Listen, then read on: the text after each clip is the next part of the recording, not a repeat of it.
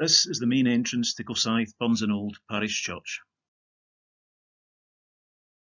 When the new parish church was completed in 1816, a clock was installed in the bell tower, as promised by Sir Archibald Edmonstone. In his History of Kilsyth, Reverend Peter Anton describes the clock as made of brass, constructed by John Russell of Falkirk, watchmaker to His Royal Highness the Prince Regent, and considered it a most incredible piece of mechanism. Having four faces, it could be read from all directions and was of great benefit to the people of Kilsyth, as, in the days before radio, it gave them a means of checking the accuracy of their timepieces. Local businesses too made use of it for the same reason, which satisfied the workers. This bell stands in the church courtyard and came from the former Burns Church. The bell was chosen by Sir Archibald Edmonstone, the principal heritor, and was cast by the Whitechapel Foundry in London in 1872. Mr. John McGilchrist, who repaired clocks, was given charge of the bell, which he would ring at both Sunday services, and for which he would be paid £2 2 per annum by the heritors. Here you can see the chancel as it is today, with communion table, font, choir stalls and organ, along with the Edmonstone window on the east wall of the church. The communion cloth was gifted to the church by the late Mrs. Margaret Halkett in memory of her husband, who had served as elder and finance convener. The deep crochet edging was the work of her sister, Mrs. Esther Gracie, who was leader of the First Kilsyth Company Girl Guides for many years. The large stained glass window on the back wall of the chancel, known as the Edmonstone window, was sited on another wall of the church until the alterations of 1932, when it was moved to its present position. It is the work of W. and J. Keir. Shortly after the uniting of the Kilsyth Old Parish Church and the Burns Church, two full-length windows, 5 panels, and the Kilsyth coat of arms window were removed from the Burns Church prior to demolition and installed in the united church.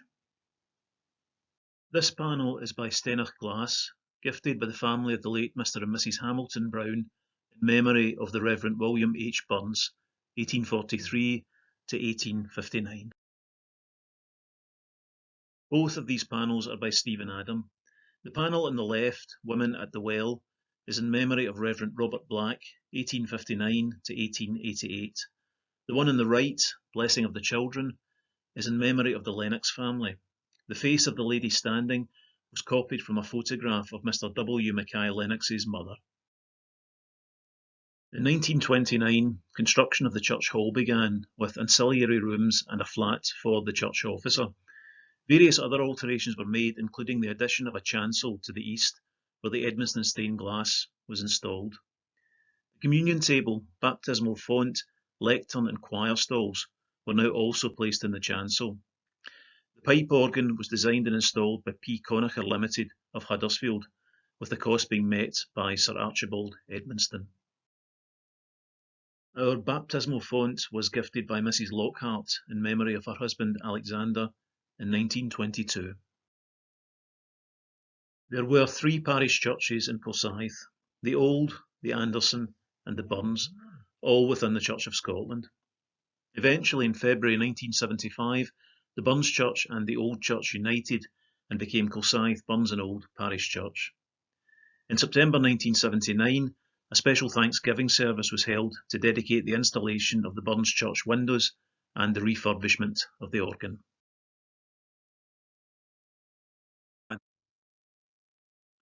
Since the start of the COVID pandemic, the mission group have kept themselves busy creating our Peace Garden at the entrance to our grounds. They have generously donated their time and green fingers to keep our Peace Garden colourful and immaculate at all times. We have a small team of regular gardening volunteers, but there's always room for more if you're a bit of an Alan Titchmarsh. Our wonderful congregation, as well as donating our lovely bench, pot, plants and soil, have provided monetary donations which have been spent on groundworks, plants, shrubs and bark. We are also grateful to Anderson Macmillan Memorials, who installed our Peace Garden plaque in March this year, making a finishing touch to our Peace Garden.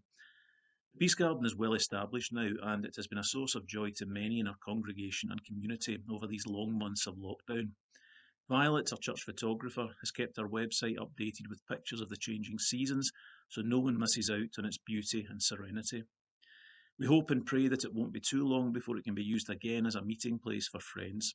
In the meantime, it is a lovely area to visit individually and for a time of quiet reflection. Be sure to stop a while to admire the garden when you visit.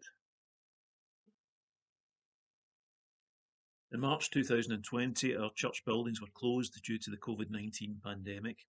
Like many other churches, we wondered how we would be able to continue with worship. We were aware that not all of our congregation had access to or were comfortable using streaming or online services. They did, however, all have telephones. We used a conference calling facility which allowed everyone to join into a single call and participate in worship together. It was a bit of a rammy initially, but improved as we went along. As well as having a regular sermon from the minister, we've been able to share communion together over the phone.